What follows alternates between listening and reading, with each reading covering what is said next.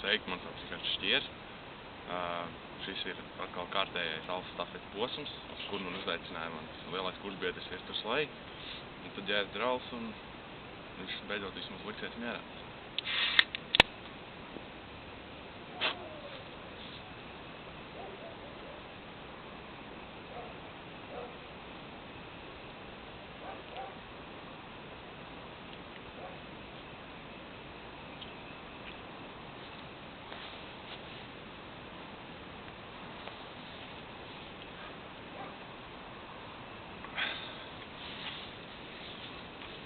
Vēl bišķi.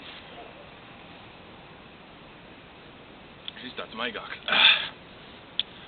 Nu tad, laikam esmu izturējis.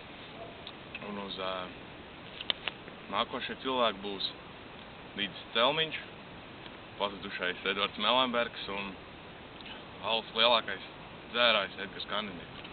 Paldies!